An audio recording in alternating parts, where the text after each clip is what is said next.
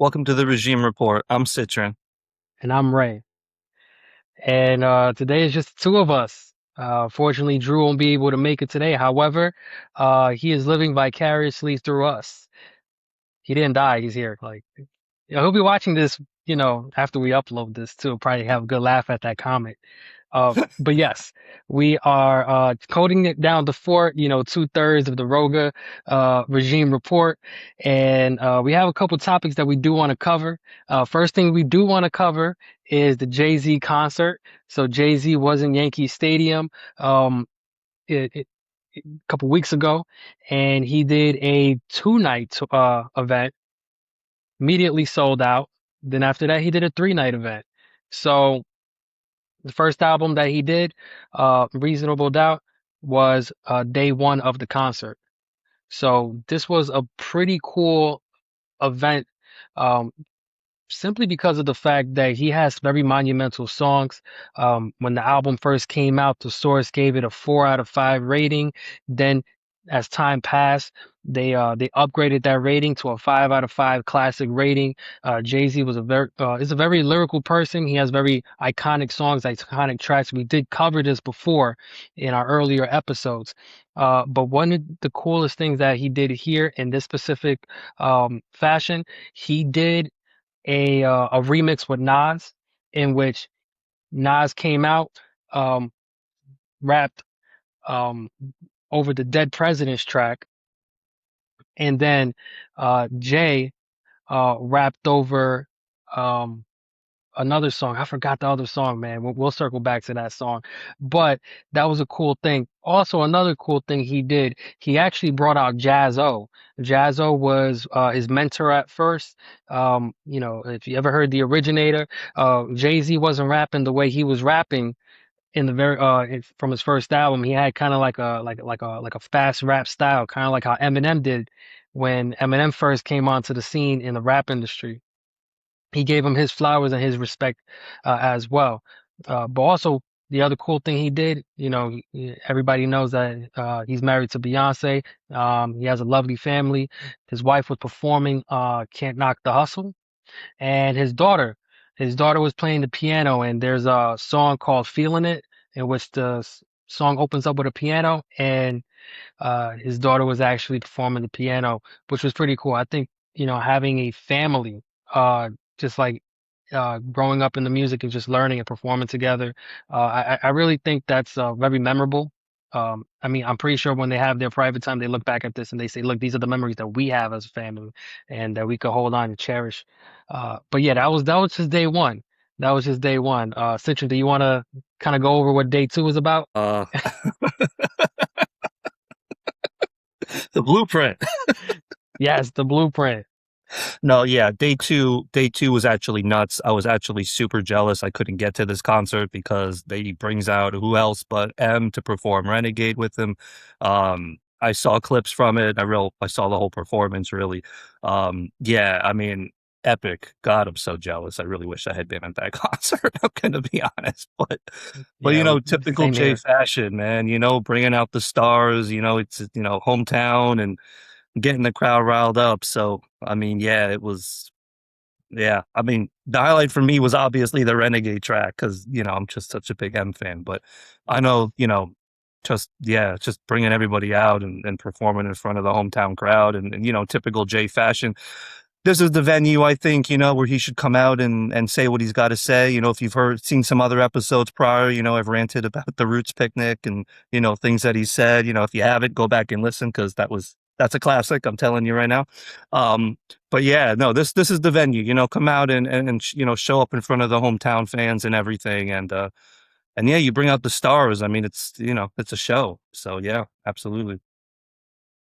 Yeah. Also, one other thing that he did was he brought out Slick Rick for the Blueprint album that he was performing. So I don't know if a lot of people noticed, but when you listen to the Blueprint, there's a song called "The Ruler's Back." "The Ruler's Back" was also a song that Slick Rick had on his album. So that was just his way of paying homage to. So what better to do than to bring out Slick Rick and sing "The Ruler's Back" while "The Ruler's Back" is playing from the Blueprint album. So that was also cool in itself that he's paying homage to, people that came before him and people that he kind of sparred lyrically with. He was sparring lyrically with Eminem on Renegade, and the crowd went bananas. They went crazy once Eminem came out. Once Eminem finished performing with Jay for Renegade, he actually sang "Lose Yourself," and everybody in the crowd was singing it as well. And I also didn't have tickets to this.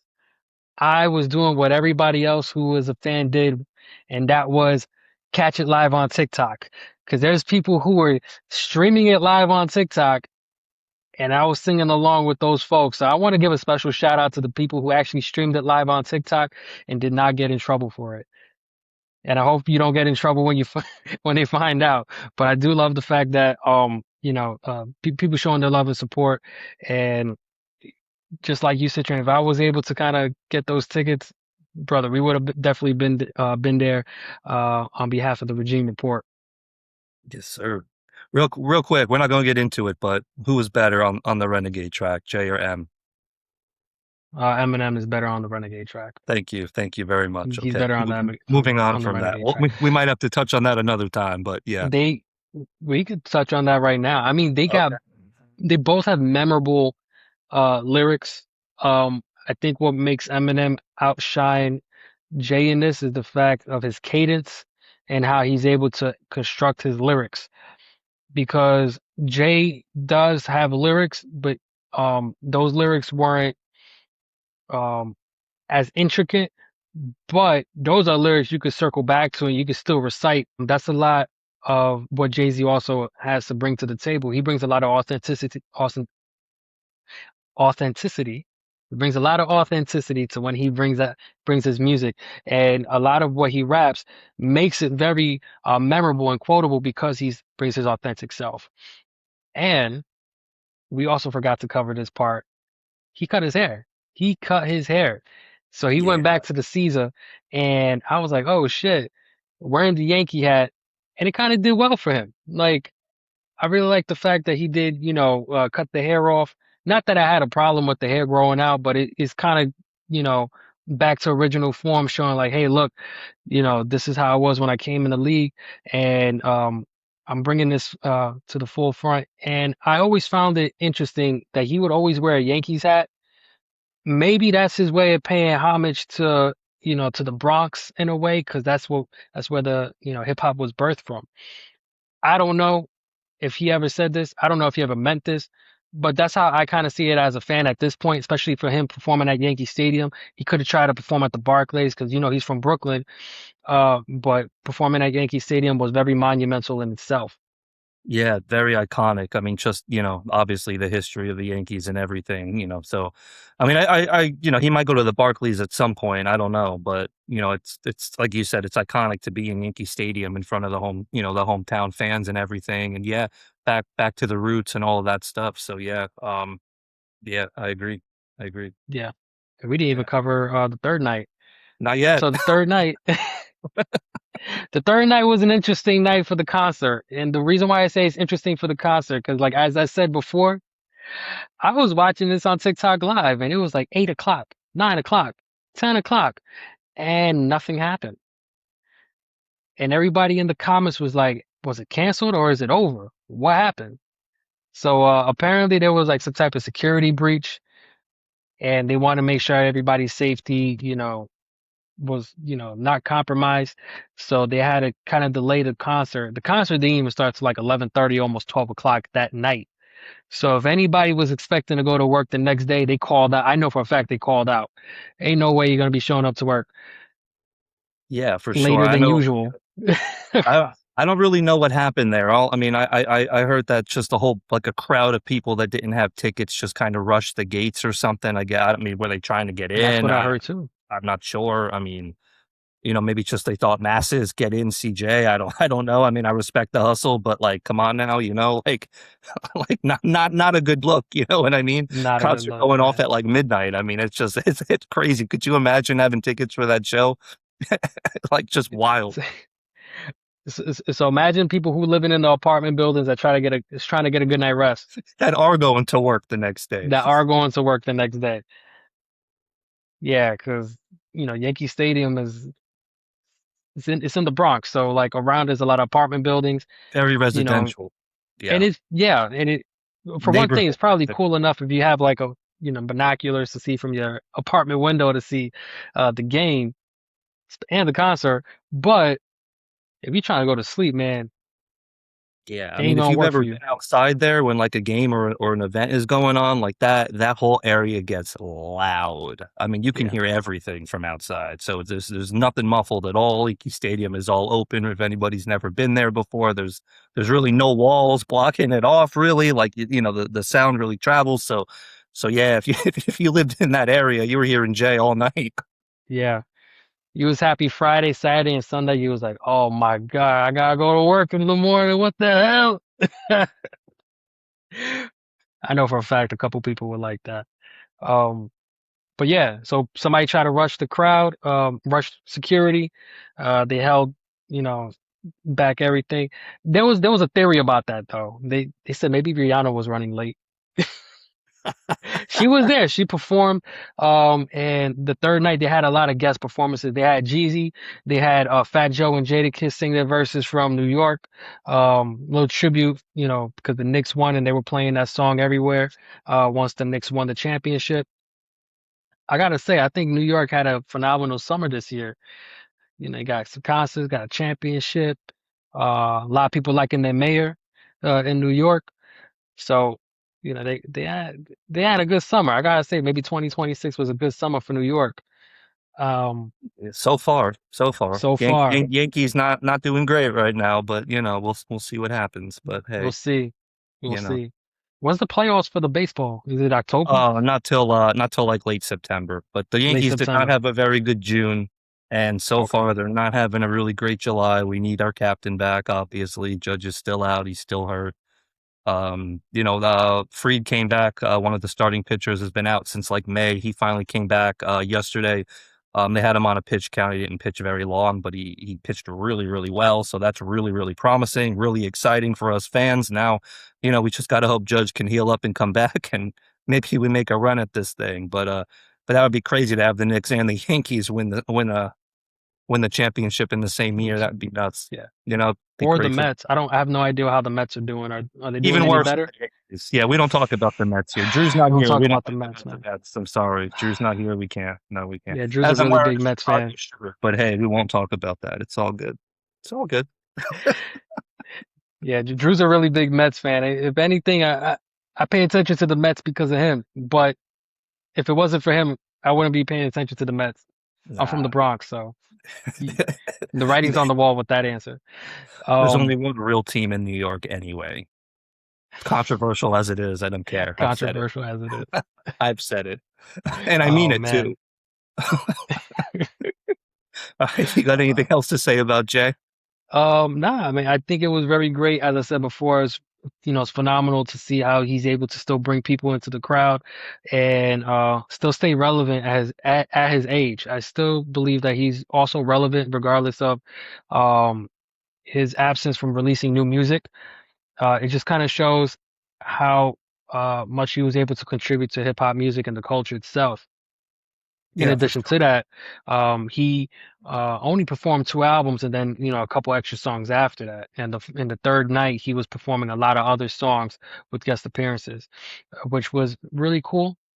Everybody was singing every lyric, you know, and it just shows how much he's able to connect with the culture and show how much of a major player and influence that he is.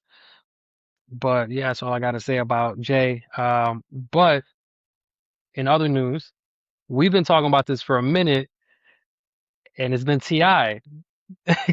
A couple episodes in, I know, Citron, you said yourself that you wanted to listen to Ti's album and cover it. I'm gonna pass this to you, let you just give a review, a solid take on how you feel about his album. Yeah. So if you've listened to any of the episodes, watched any of the episodes beforehand where we mentioned Ti, you'll know I'm a really big Ti fan. I have pretty much all of his albums. I love all of the songs. I was really excited to hear that this album was going to come out, his final album. I'm like, man, he's going to go out with a bang. He called the album "Kill the King." I believe after listening to the album that he should have probably named the album that The King is Dead. Um, because I didn't really like it. I had such high hopes. When he released that "Let 'Em Know" song, it really sounded like vintage Ti. It sounded like a couple of the tracks that I've heard off Ti versus Tip, which was one of his most popular albums. And even on the Trouble Man album, which was I believe it was his last album before he dropped this one. Um, that album was pretty solid as well, and it had the sound and the making of something that would come off of an album like that. And Let 'Em Know really excited me. But I was also afraid that, he might have released the best song on the album way too early. And that's kind of how I feel about it. Let 'Em Know, in my opinion, is the best track on this album. Um, a lot of the features had me kind of questioning some things. It seemed like he was going way back to like other artists, like past artists, artists that aren't even really relevant anymore, that he might have worked with back in the day, where he had a lot of hits or he collaborated a lot on some of their tracks too. Um, and by that I mean, he's got Young Dro on a track. Which side note, track 2 on the album, when the album first dropped, it did not have Dro on it. That was just Ti, I believe. And then like a few days later, they like re-released the album on Spotify, and Dro was now on that second track. So I didn't think it made it any better. But he was on that album too. I think the first half of the album was okay. I should note the album's got 18 songs on it, which I feel is a little bit too many. Right around the track 8 mark, some of the verses were solid at the first half, I thought, but it was forgettable. There weren't a lot of memorable lines. There wasn't a lot of memorable sounds to the beats or anything. And then after track 8, which I believe is the track. It's a track featuring Usher, which just was kind of weird. It didn't do it for me. Um, and the last half of the album was kind of odd. But getting back to the features, I mean, he's got The Dream on here. He's got Summer Walker on here. He's got the OMG Girls on here. I'm just kind of curious as to why these feature lists. He did have a song. It was called "Dope Boys Academy," where he had T-Pain and Jeezy and 2 Chainz on it. I think that was also a dope track. I don't think it was better than "Let 'Em Know," but it might have been his second best song on this album. And I also found it kind of weird because out of all of, I mean, you got Ti. First off, T-Pain killed the hook, so just throwing that out there. T-Pain still got it. T-Pain's still dope.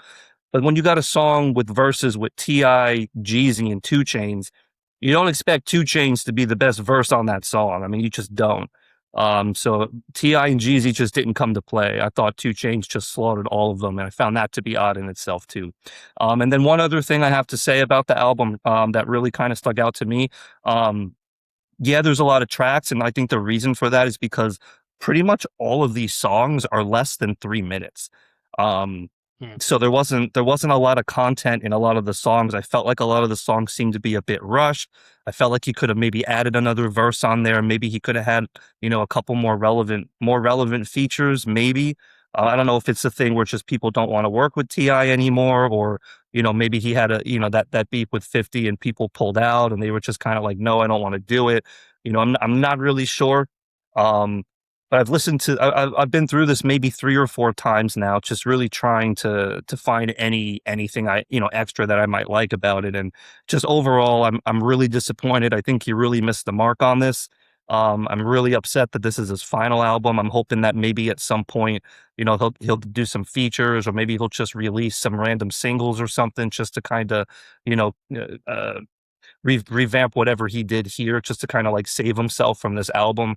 I waited so long for this album. There was like 2 or 3 pushback dates on this album. And then for this to be the final product, I was kind of a little disappointed. Yeah. So that's kind of where I landed on it, unfortunately. So So what from a 1 to 10, what would you rate the album? uh 1 to 10. Um I had it initially at like a 6. Um After listening to it a little bit more, and like I said, some of the stuff was revamped a little bit. I mean, I can go as high as like a 6.5, I think. Okay. I don't think it touches 7. And don't get me wrong, like for some records, for some albums, for some rappers, like a 6 or 6.5, like it's not great, but sometimes it's like, all right, well, he came, he did his thing. Maybe it's just it didn't hit the same way, or it just wasn't as popular or something. This is not Ti. So, a Ti album for me would be, somewhere in the 8 or 9 range, probably something like that. This was not that. It really missed the mark, for me anyway. I'd love to know what other people think about it. Honestly, some people I've talked to kind of feel the same way that I do. I don't hear a lot of like really high praise for it, but I'm still curious to know what others think. But just being the big Ti fan that I am, and expecting so much, which I guess was my own fault, but expecting so much, and then for this to be the final product, I was just really disappointed on it. So Now you mentioned something. You said is about 18 tracks. yeah. 18 Um, tracks, but the total album is only 51 minutes. 51 minutes, 18 tracks. That's interesting. Yeah. So Yeah. I see what you're saying just from that perspective that a lot of the tracks were like too short. Yeah. And from that alone, you know, you got less than an hour of album to, of the album playing, but for 18 tracks. What do you feel is the best or ideal benchmark for an album as far as like track listing? Well, how many tracks you think, at what point you think is too much, or what point you think is perfect? Um, so, and I mean, and don't get me wrong, there have been other albums that have had this many songs on them. I mean, 18 track. I mean, there's been albums that have a lot of tracks on them, but a lot of them are higher quality. I mean, Cole alone released a double album. I mean, Yeah. I'm not trying to necessarily compare the two, but I mean, Cole releases a double album. We were waiting a while for it, really giving it high hopes and expecting a lot, you know, and he came out and he delivered. So, I mean, it's not like 18 tracks is necessarily too many, but I felt like the quality of work wasn't there. Overall, though, I mean, like a solid album. I mean, you could look at, 12, 13 tracks, maybe even 14 tracks, but like, solid, 3.5, 4.5 minute tracks. Maybe 4.5's a little too much for all of them, but maybe some of them you get an extra feature in there or something. You know, and again, even if he had 24 tracks, I mean, it is what it is. But like, just again, the body of work is just the quality of it. It's not there. Yeah. I mean, I agree with you. I think 12 to 13 tracks, 14 is kind of like the sweet spot when you're making like a full solid album. With the music and the runtime on the album. You did mention Cole. Cole was a double album, so like I think his in total was like 22 tracks or whatever. It's almost 24 tracks. If you're making a double album, it makes sense because one album is 12, 11 tracks. The other one is about 11, 12 tracks. That makes sense. Um, in my from my perspective, just me personally when listening to music, but I think that's the sweet benchmark for any artist. If you're gonna make 12, 13 songs, 14, 15, and then you're gonna release more, make it a deluxe. Oh, Right. it's You like what could have done what it LeBron after. said. He's like, we're gonna make tracks, then we're gonna put two more tracks, then another one as a thank you. Right. Exactly right. It's right. But like, The and then formula again, for a right? deluxe At album. least what you Yeah. have, all right, you have a potential 4 or 5 other tracks. You could do what other rappers do. M specifically, right? On I can't remember what album. It might have been his last one, Music to Be Murdered By. It might have been the last one. Um he Oh, had his no, it's the he had second to his last one. I know which one original. you're talking about.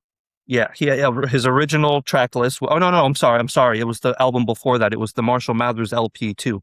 He had his whole track list, and then he came out with a separate CD which only had 5 tracks on it, and Yeah. that was just a 5 track bonus, whatever. He put out his body of work, which I've already said I'm an M fan, but I felt that that album was absolutely phenomenal. And then he also pairs it with the extra, 5, bonus tracks, which in all due respect, was also pretty good. I mean, they were also pretty good. So you have the initial body of work, and then you come out with the extras after that, and that's fine. I don't know how long that album actually went for, track time or song time or Yeah. anything, but I um, could double check that right now. yeah. But I just, So I just felt that I felt like this album from Ti was really more of a, let me just throw all I got out there and be done with it, and that was it. And it's just unfortunate, that's what occurred. So So the Marshall Matters 2 Deluxe Edition, 21 songs. okay, And then we have one, two, three, four, five songs which are part of the deluxe. So, you do the math there. Yeah, so you're looking at a solid 16 songs? 16 yeah, songs, yeah. I think a couple of them too might have been skits as well on that Yeah, album. Parking Lot Skit. Yeah, So 15 songs. yeah, That's pretty much yeah, what we both agreed on. 15 right, songs. Um, but yeah, Music to Be Murdered By, another Eminem album, which I think is really good. That one actually has 20 songs, yeah, which is really interesting because it has an interlude, it has an intro, but there's still music in the intro. Like he still raps on the intro. That's one of the few Eminem albums where he like has a lot of songs and it doesn't kind of feel like you're like kind of bothered by it. But then he also has like a B side.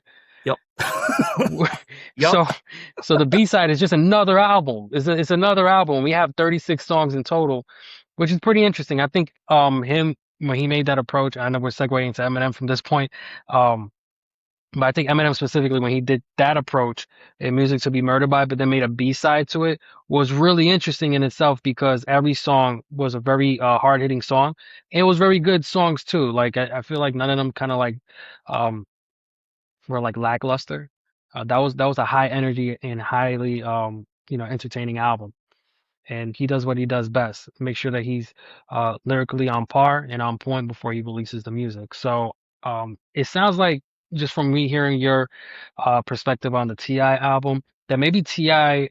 Was putting out what he had, or maybe he wasn't just as lyrically prepared uh, as he once was before. Because T.I. can rap, like he brings a lot of good music when he creates his music and puts out his songs.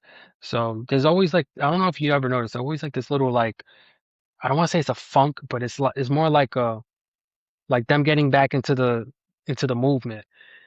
And then when they're back to their creative capabilities, like the next album they release is better or more top notch. If T.I. changes his mind and wants to release more music, we might see that from him. Do you think that's possible, or he's dead serious that this is his last album? I think initially he was probably pretty serious. Just from what I'm hearing, I know that there's a lot of other directions he wants to go. I think he's still got his clothing line. I think, he's still acting a little bit and he's doing, some other things as well. I think it really depended on how maybe this album did, like what the turnout was, what the revenue was, what the streams were, the copies sold, whatever.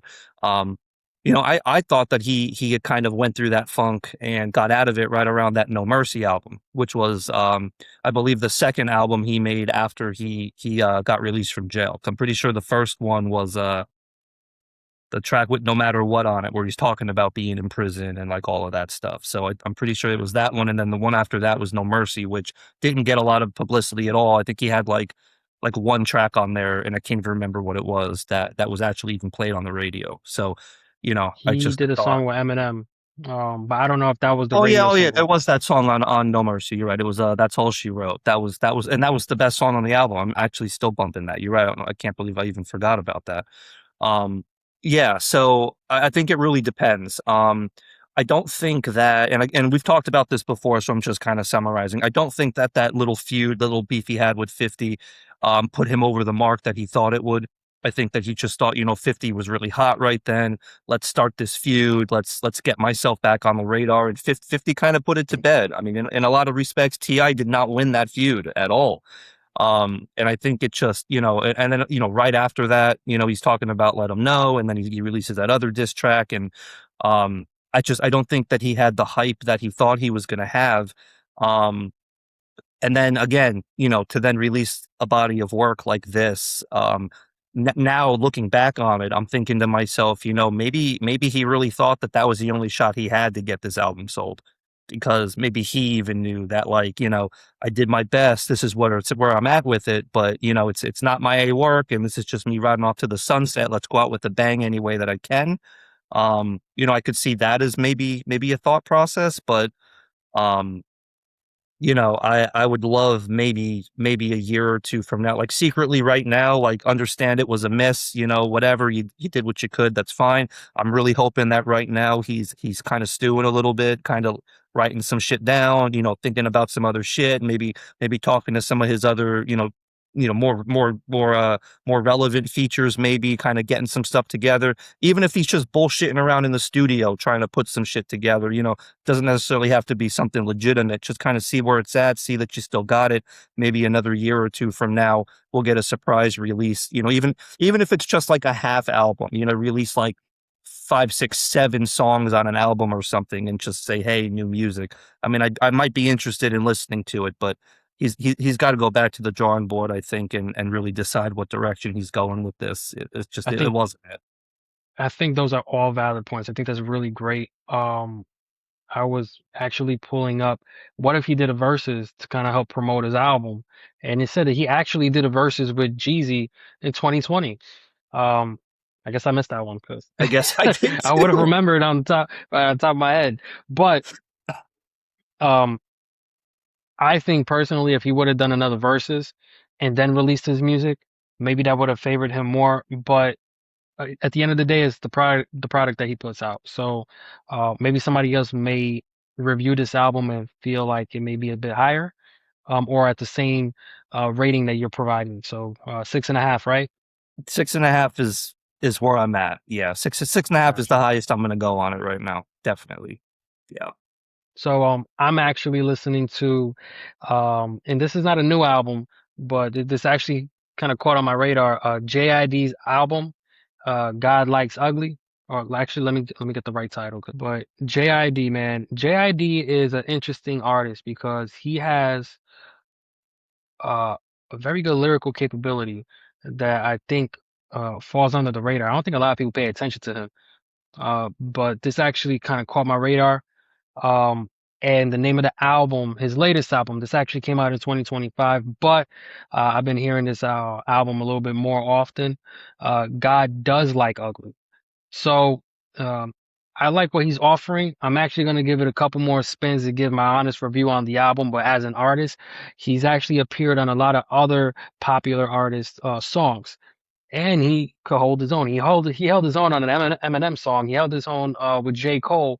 You know, now he has his own body of work that he is presenting. But his latest album, God Does Like Ugly, is something that I've been listening to lately. I want to give my honest review. So on our next episode or a couple episodes after that, I'll give an honest take on how I felt.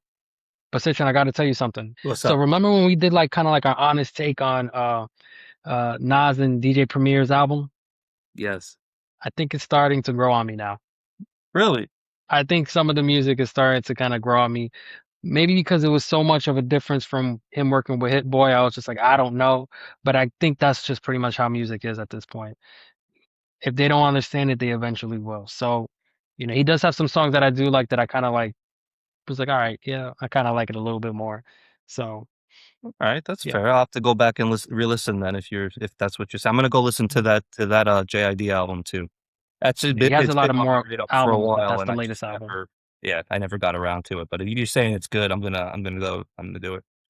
Yeah, he's pretty much he's lyrical. We like lyrical artists, so I I think you're loved gonna him like on the music that Fuel he on that M puts song. out. That song went hard, bro. Hard. Yeah. I'm with it. All right. So let's segue into sports, bro. We had a couple things that happened. We had the World Cup, and when we last spoke about it in our last episode, we mentioned that New Jersey is hosting the World Cup, the finals. But what I actually didn't know, I didn't know that the World Cup was gonna be played in other like stadiums. So it wasn't until I checked the bracket, I'm like, oh, okay, they're now all gonna be in like Jersey. The championship was in Jersey, and a couple other games were in Jersey. Yeah. But we're gonna definitely just talk about the final matchup. We had Spain versus Argentina. And Spain versus Argentina was very interesting in itself. Um, and if you want to start it off, or you want me to kind of continue with my points? I mean, I can speak on it. All That's right, not a cool. problem. So first off, and promise Drew, special shout out to all the law enforcement, all the security that held it down at MetLife, during this whole tournament. A lot of bodies, a lot of stuff going on, a lot of emotion in the stands and everything, and they held it down. So, shout out to all of you guys. Yeah, I mean, in terms of the final, I mean, we had Drew on here. We might have been last episode saying how we really, really wanted Spain to win. So, we Yeah. were all like, kind of like, yeah, they're doing well, but I'm not gonna lie, I like shit on it completely. And I named like 5 or 6 other teams that I would have much rather seen win the World Cup. One of which was Argentina. Um, so it was cool to see a Spain Argentina final. I really wanted Messi to win one more. Truthfully, I'm not like super big into soccer, but the World Cup is, everybody's into the World Cup, and me included. And obviously, Messi going to go down probably as maybe the greatest ever. Um, it was really cool to actually have him in Jersey. I didn't go to any of the games, of course, but I mean to have him right here was pretty nuts. I mean, repping the hometown, so that was pretty cool. Um, but yeah, man, watching that game. I was kinda in and out on the first half. I had some stuff going on, but I really tuned in the second half.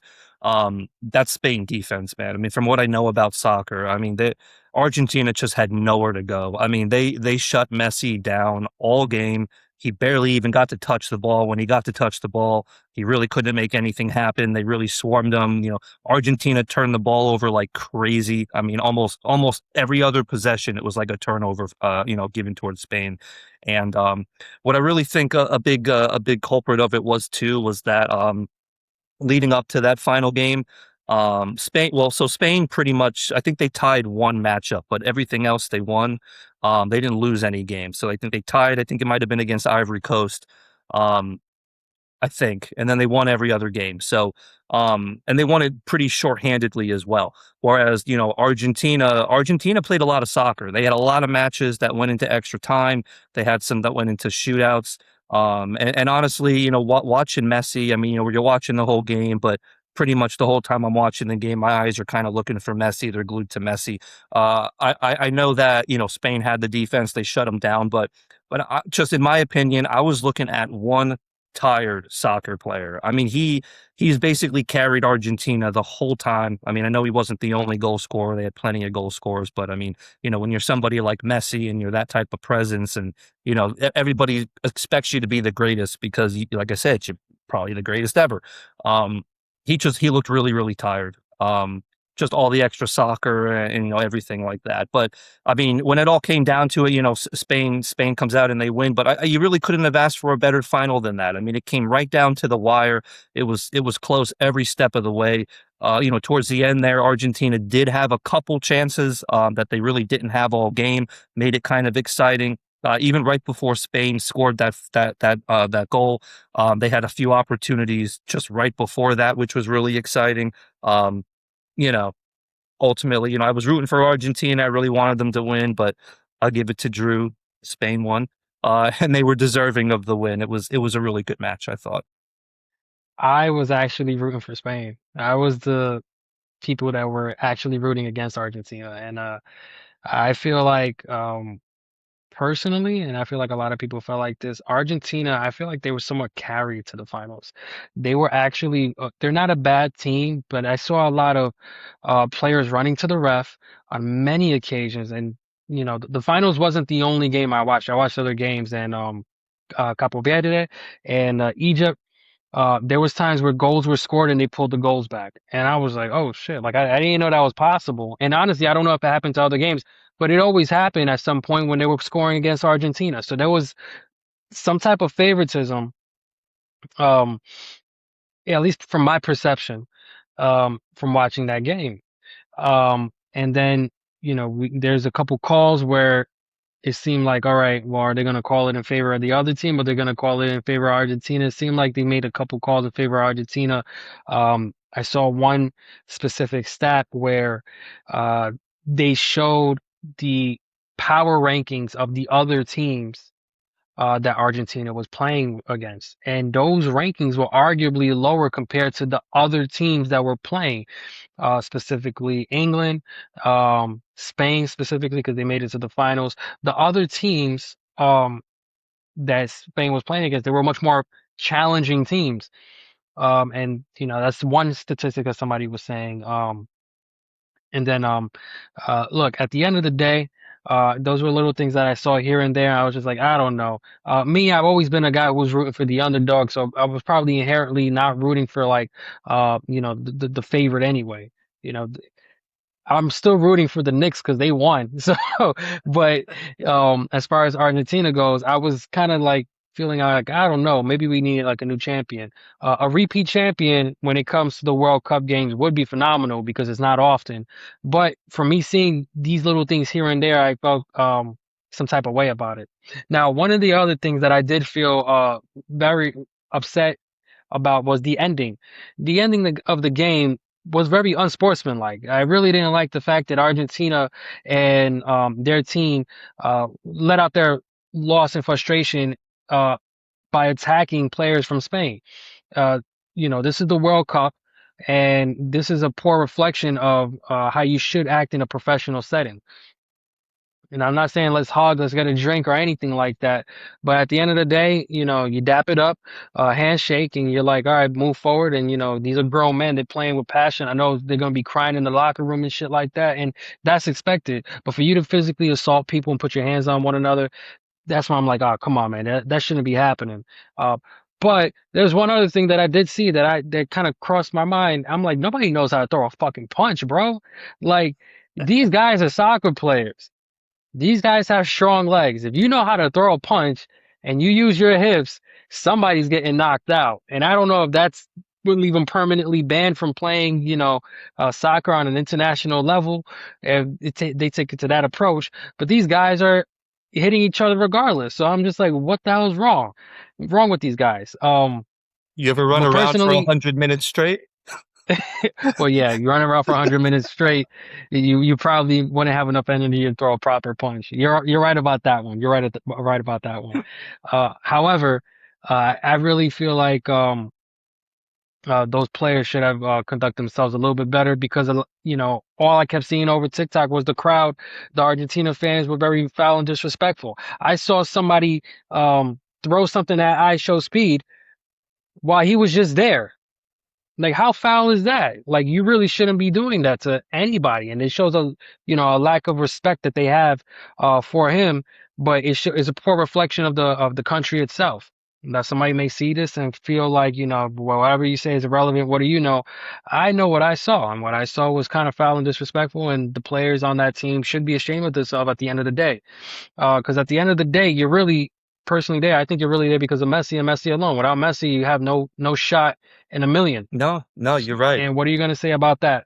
Well, not you, Citron, but like whoever feels No, I know. whoever feels the opposite. What are you going to say about that?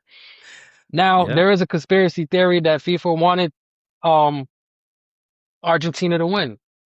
And, you know, it feels like it does kind of make sense to a certain degree, bringing the things that I saw from what my perception was.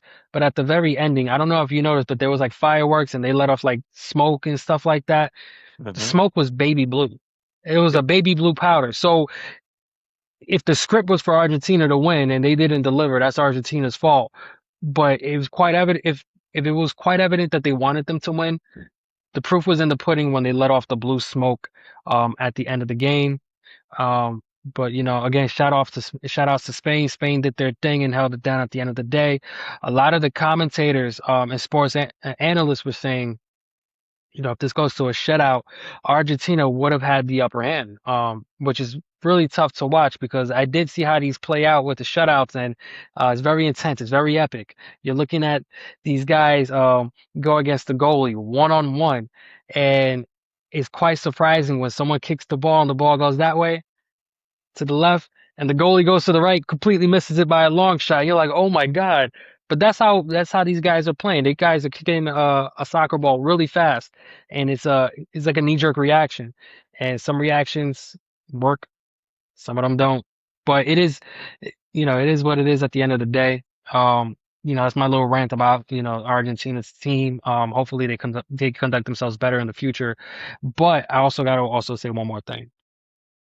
The halftime show. There was no halftime show prior to the one that we had this year. Yeah, I believe you're Yeah. right. Yeah, It, yeah. So that was the first ever halftime show that was produced for FIFA World Cup, at least the championship. I think that was an awesome thing that they were able to do.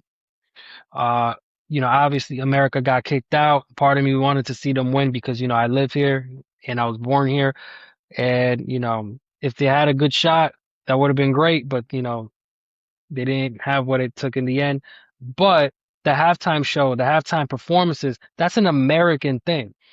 That's something that we were able to kind of also bring forth and offer as what we can provide as a country. Well, not provide, but bring forth as a country to make this exciting and original in itself. And we had a lot of performers. We had Justin Bieber perform. Justin Bieber from Canada.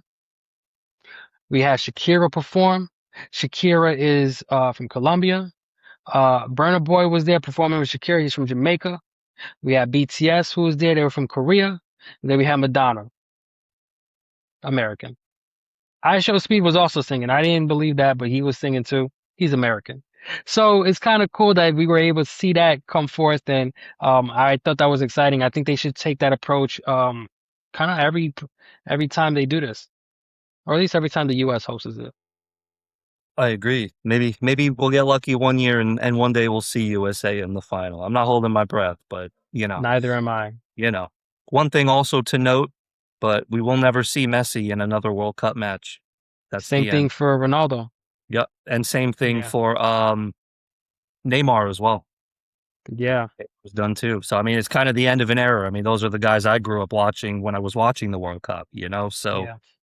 I mean, They're the yeah, LeBrons of of soccer, yeah, international football. yeah, for sure, for sure. Yeah, man. Yeah. Yeah. Anything else about the cup? Um, I think it is what it is at the end of the day.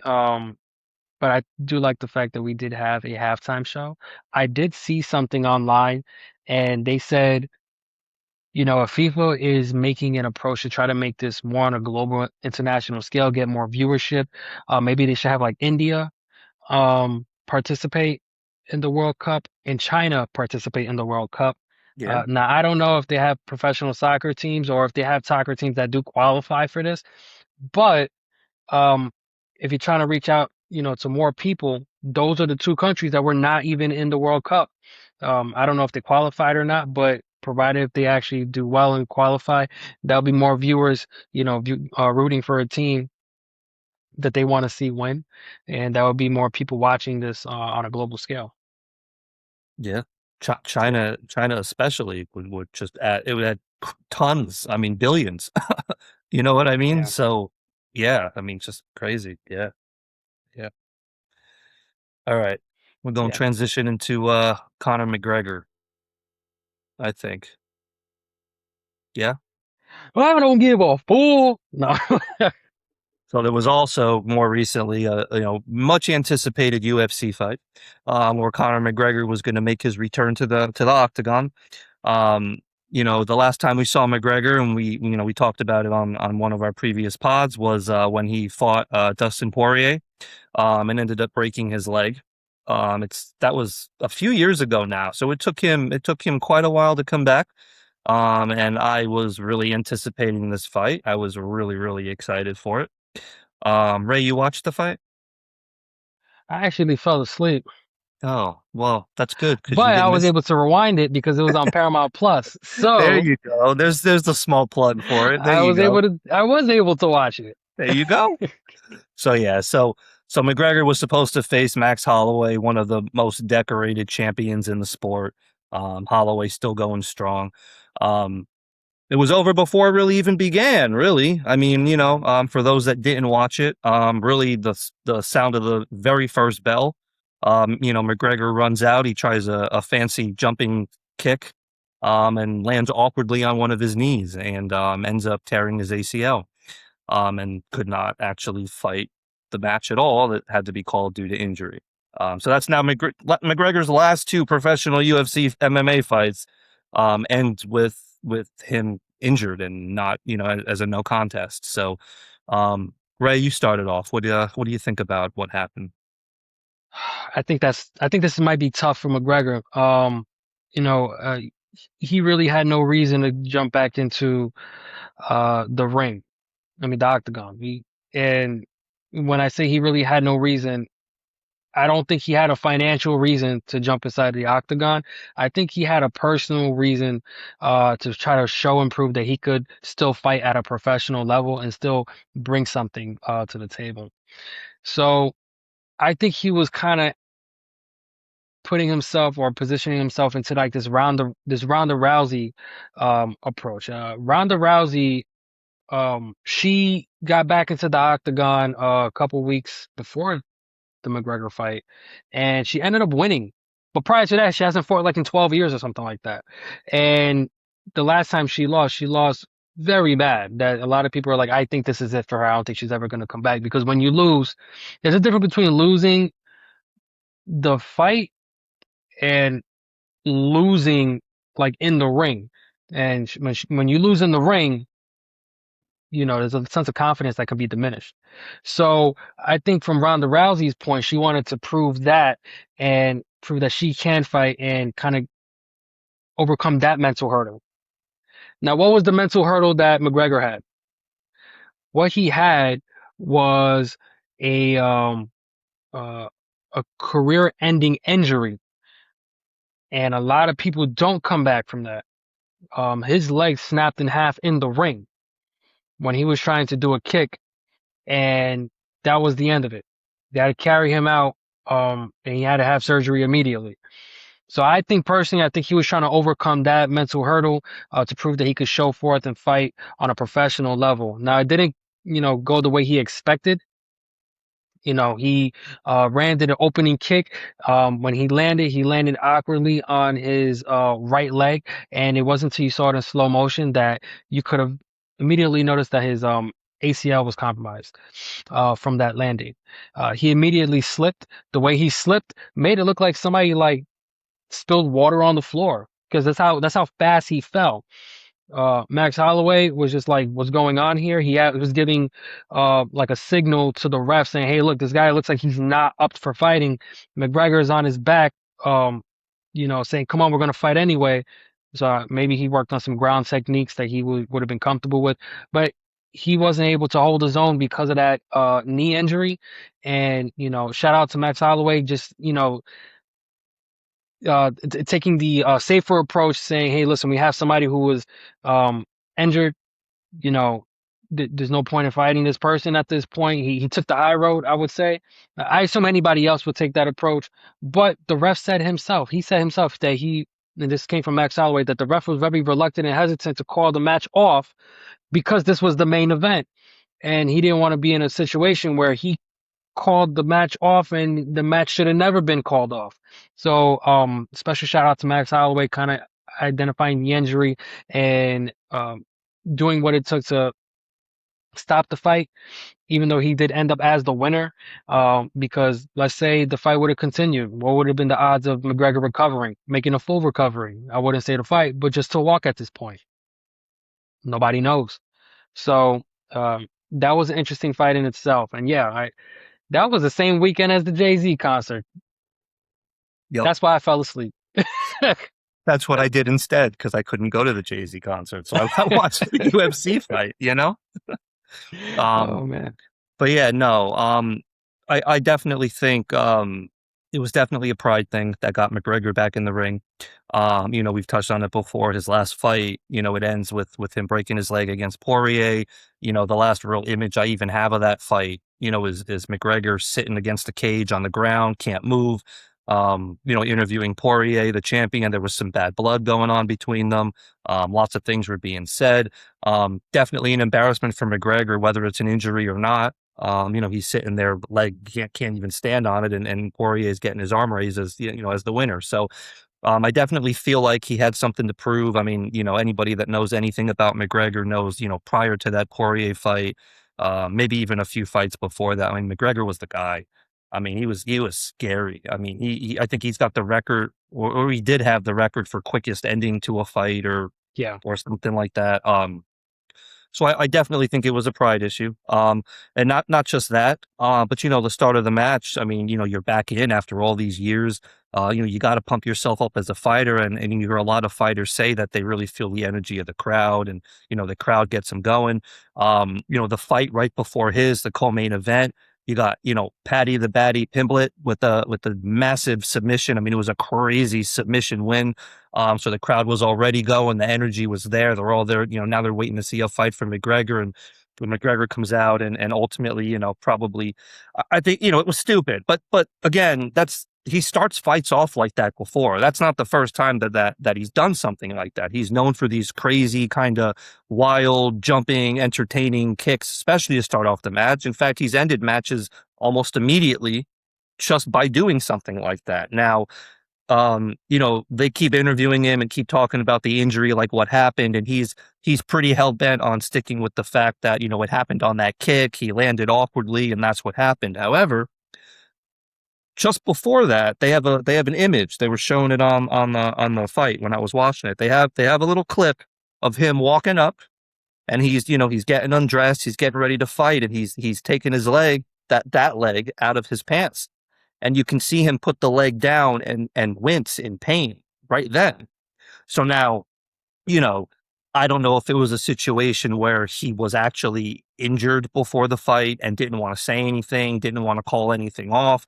Maybe he tweaked it during warmups. Maybe it's just, he's prone to injury now. Maybe he literally did just kind of get undressed and tweak it a little bit.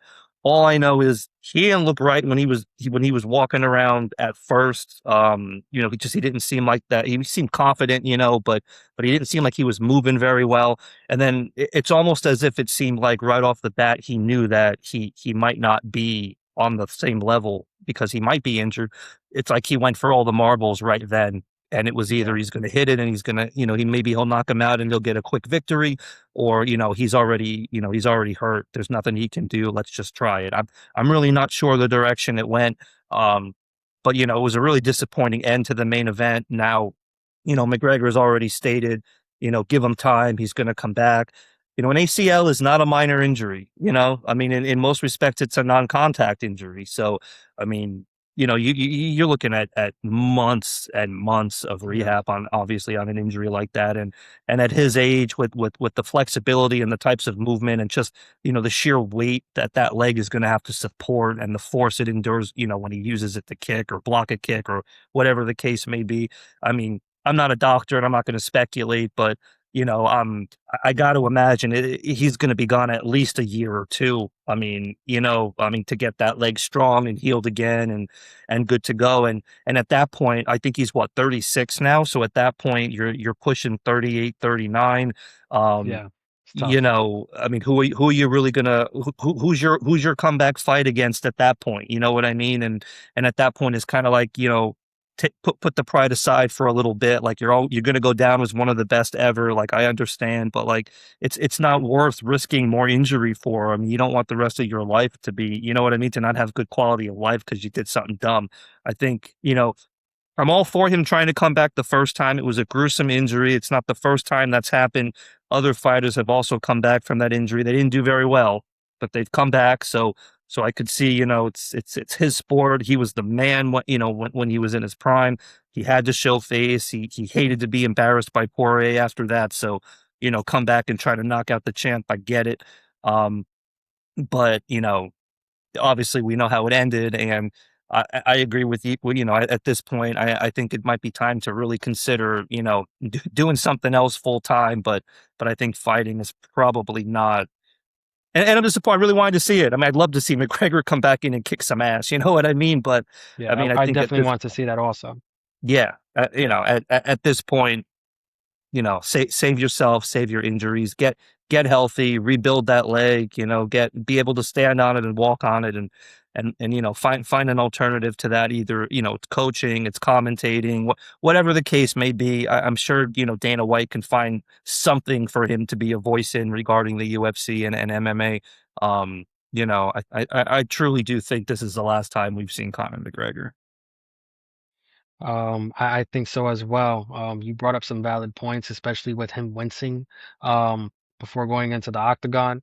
Uh, that jumping kick, he was actually practicing that before the fight started. There's video footage of him practicing that move, and we don't know if he kind of did too much or was feeling okay at that point, and maybe it was just kind of just something tweaked, and then because of that tweak, it kind of altered everything else. Uh, and as you mentioned before, ACL, MCLs, those are non-contact injuries, and you're in a contact sport. So, what are the chances that you're going to have a full recovery or you're going to be able to use your leg to its maximal strength when you are in the process of rehabbing that ACL or MCL? I'm not sure exactly what it was. A lot of people say ACL, so we're going to say ACL. But if you're in a non-contact sport and you have an ACL tear, right? And your recovery is more likely going to be able to be a little bit better, a little bit faster. But if you're in a contact sport where you're using your knees, your legs, especially when you're using kicks, because McGregor could do great kicks, um, what's the odds of you re-aggravating that injury? The probability is very high at that point. Like, so, at the end of the day, I firmly believe he wanted to get back into the octagon, to kind of prove that he's could definitely deliver.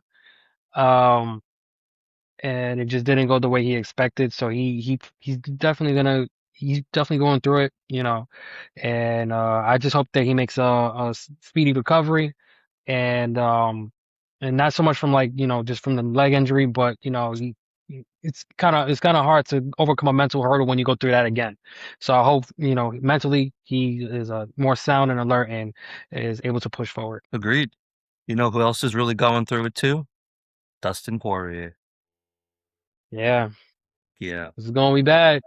It's Yeah. gonna be bad. Yeah. So again, we did touch on this on another episode, so we won't get the whole rundown of it again. Obviously, he was arrested for public intoxication, and the videos out there, and it's not great. Um, and I had mentioned on the last episode that I was really hoping that a lot of his sponsors would understand the type of person he is. I mean, there hasn't been an incident like this before, and people would stick by his side. But he has come out and he has talked about he has lost some sponsors. They seem to be pulling the plug on him whenever they have the ability, opportunity to. Um, and I don't, I feel really bad for Dustin Poirier. I mean, obviously, I know he made a mistake. That and not that it makes it better, but he made a mistake that I mean, how many countless other people have made. Even some as much in the spotlight as he is. Um, again, I think he's a stand-up guy based on everything that I know. He came out, he owned it. I really wanted to see him make something good out of this, whatever the case may be. But it's really disappointing that just at the drop of a hat, one mistake, sponsors decide that maybe he's not worth the headache, or they weren't saying that when he was in the ring knocking motherfuckers out. You know what I mean? So Yeah, he makes one mistake and all of a sudden, oh, we can't be associated with you anymore. Unfortunately, I don't know what sponsors they were. In the statement I read, he didn't mention them specifically. I don't know if they've come out after the fact. Um, but yeah, he did say that, a few of his sponsors have pulled the plug. I did hear that at least one of them was a major sponsor. Um, and I really wish that they would have not jumped the gun real quick. Maybe really thought about it. Maybe even had a meet. I mean, I don't know if they had a meeting with them specifically, but really to just kind of, again, not sweep it under the rug, but understand he made a mistake and maybe use their platform with his platform to really kind of bring awareness to the situation, or whatever the case may be. Really was really upset to hear that that people were pulling the plug on him after really just one mistake, albeit I understand not a good mistake, but a mistake nonetheless. Nobody got hurt. I found it to be really really just kind of jumping the gun, unfortunately. What do you think? yeah. I mean, I was a little bit more harsh about what I had to say last time we covered this, and it's exactly what I said is actually happening. If you have sponsors, they're gonna want to pull out and stuff, and I do feel a bit bad about what happened. you really saw how serious he took this after this not after this was made public, but you saw how serious he was about this, especially after he sobered up. And, he said he wanted to apologize. He's doing his press run to try to mitigate the damage that the video caused to his brand. And I did see something. John Jones was just like, I ain't mad. I thought it was funny. So I mean, like, if John Jones is cool about it, I'll be, I'm not really upset. I never was upset about it, but like, I'm not gonna be as harsh if John Jones is like, it's actually pretty funny because he's never liked this before. So, seeing him ticked off and a little bit, out of character, there's some comedic element, but now he's kind of like dealing with the fact that, he got people wanting to take a photo with him and be like, all right, say it with me, it's gonna be bad. He was like, no, we're not saying that. So, I just hope that,